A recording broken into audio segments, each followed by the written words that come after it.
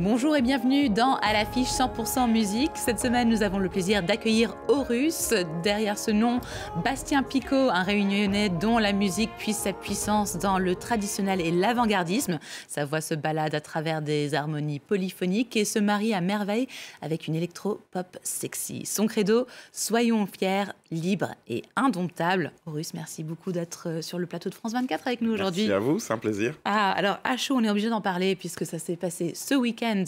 Les premiers tours des élections présidentielles ont eu lieu. Et alors, à La Réunion, les résultats n'étaient pas tout à fait les mêmes qu'en métropole. Jean-Luc Mélenchon est arrivé en tête des voix avec presque 40% des votes, suivi de Marine Le Pen avec 27%. Et Emmanuel Macron, lui, a eu 17% des voix. Est-ce que ce résultat vous a surpris? Est-ce que vous pensez qu'il y a un petit peu une idée que les Réunionnais ne croient plus tant à la politique au vu de l'abstention qui est très élevée? Je crois que l'abstention, effectivement, c'est un peu partout, mais oui, aussi à La Réunion.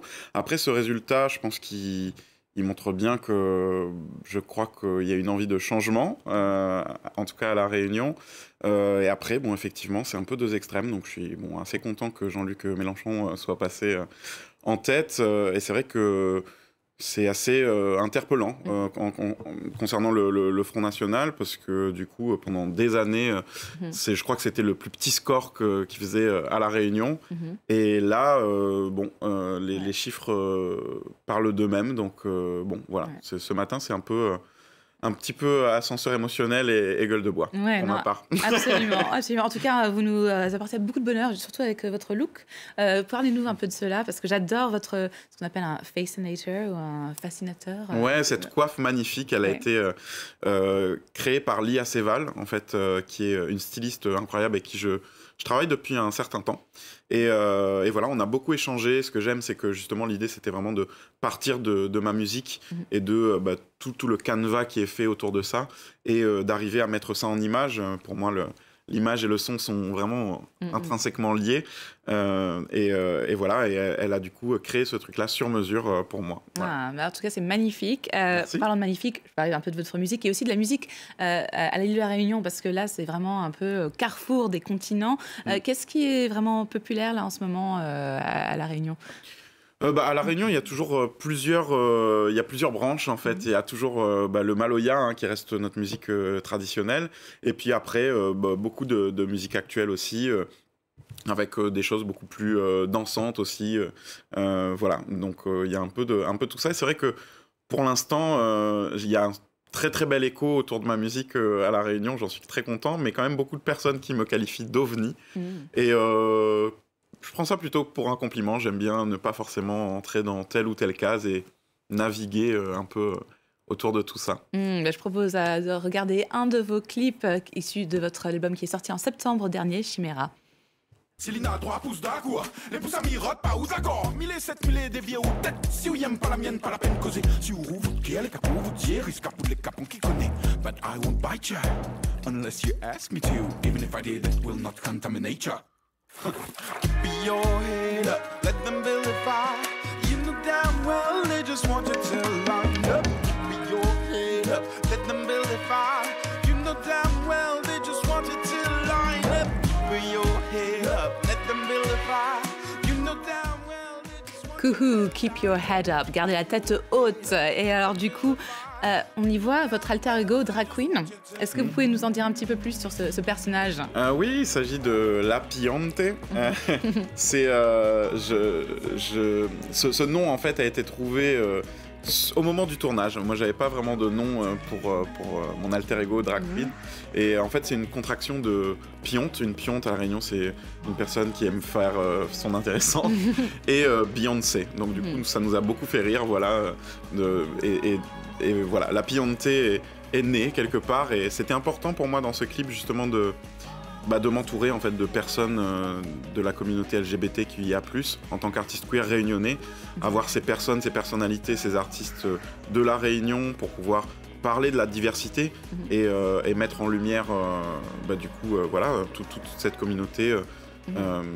C'était très important pour moi. Ouais, l'inclusion grandit là-bas, du coup, pour cette communauté. On a eu la première marche de visibilité l'année dernière, donc c'est quand même... voilà, ça vient de se passer, hein, c'est très frais. Ça fait encore couler beaucoup d'encre. En fait, je crois qu'à La Réunion, on a un peu une longueur d'avance quand on parle de vivre ensemble en ce qui concerne les religions, les couleurs de peau, etc. Par contre, dès qu'on parle de genre et d'orientation sexuelle et toutes ces questions-là, je crois qu'il y a encore beaucoup de travail à faire. Et donc voilà, moi j'aime à croire à un vivre ensemble 2.0. Voilà. Et c'est ce que vous allez faire avec votre musique, c'est être un porte-parole pour cela en quelque sorte. Aussi, niveau langue, vous chantez en créole et en anglais. Qu'est-ce que ça vous apporte de chanter dans ces deux langues séparément ou mélangées?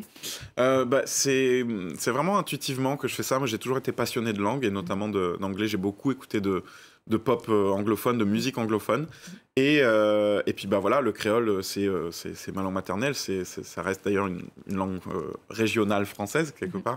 Et ces deux langues qui semblent ne pas du tout avoir un peu les mêmes attributs, je trouve qu'elles dialoguent hyper bien, en fait. En tout cas, pour moi, elles font écho. Et dans ma façon d'écrire, c'est quelque chose qui vraiment me vient de plus en plus naturellement.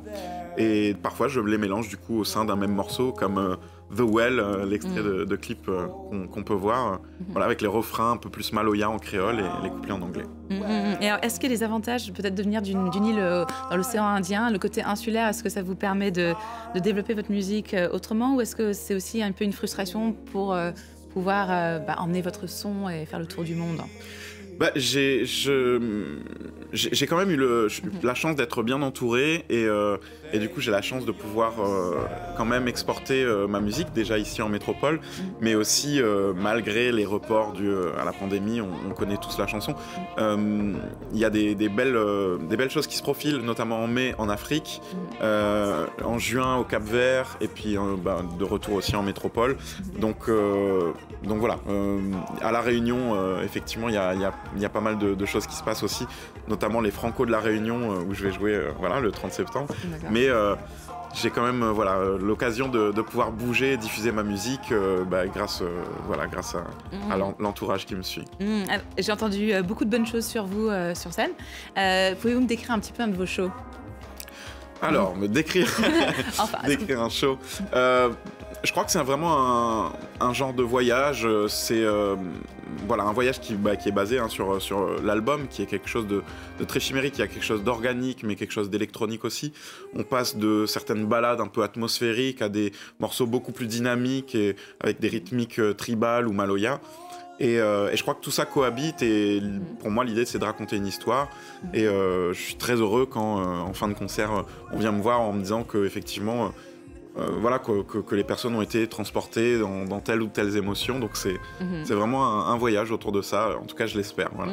Et je vous propose tout de suite de faire un petit tour aussi ailleurs dans le monde, notamment au Nigeria, où on va commencer tout de suite avec l'artiste Feez qui vient de signer sur le label Warner UK, et il a explosé grâce à TikTok, notre autre, a été producteur puis est devenu chanteur, et on regarde tout de suite son titre qui célèbre le Happy Go Lucky Lifestyle, la vie heureuse et tire l'arigot, bonne chance. C'est comme ça qu'on peut traduire ça un petit peu.